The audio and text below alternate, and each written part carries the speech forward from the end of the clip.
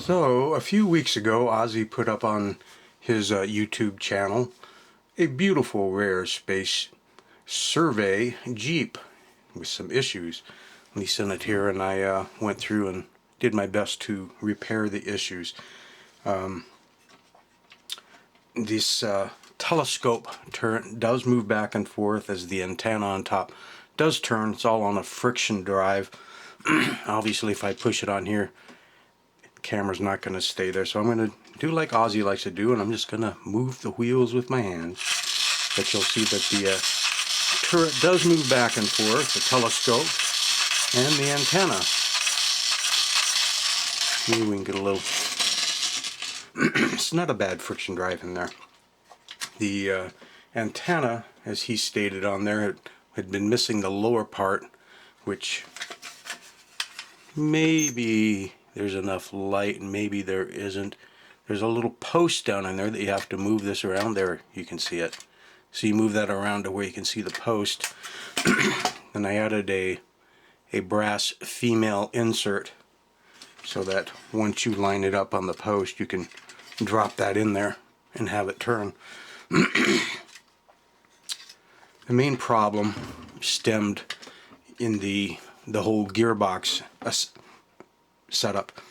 Basically, this rear axle that goes from side to side had a crimp originally on the axle to keep everything centered within the gearbox.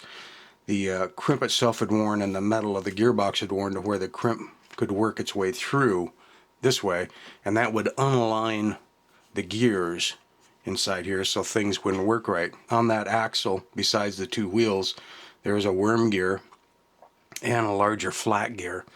And if the worm gear isn't lined up just right, it doesn't interface with two gears which are connected to two shafts that come up.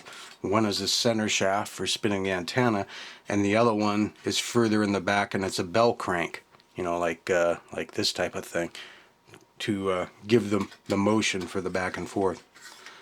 So, oh, and also the large flat gear on that axle shaft was a simple press-on in a particular place on a crimp, and probably because the axle become loose and kids mistreating it and everything, that gear no longer was staying in place correctly.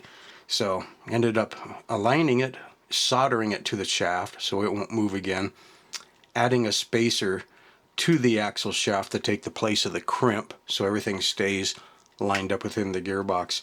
If you ever have to take a tin car or something apart, the basic ways that they're almost always held together, besides there's going to be some tabs in the very front and the very back, and if it's a very large car they might actually have screws on the front and the back.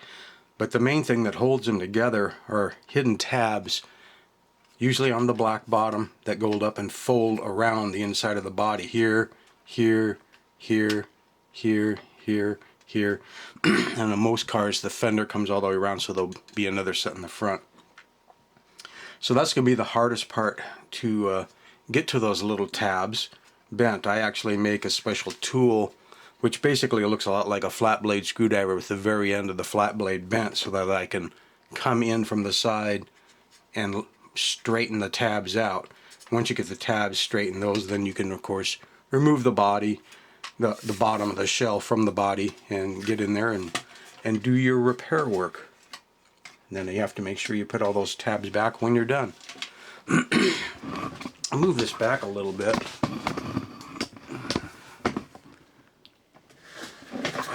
It's not a very large work area for trying to show anything friction related, but I have to stop it obviously. So as you can see, everything does work at moving the telescope back and forth and rotating the antenna. And that's pretty much the extent of what the toy was meant to do. I'll put a link in the description box down below to Ozzy's original video for this toy so that you can see what we started with versus how it ended up.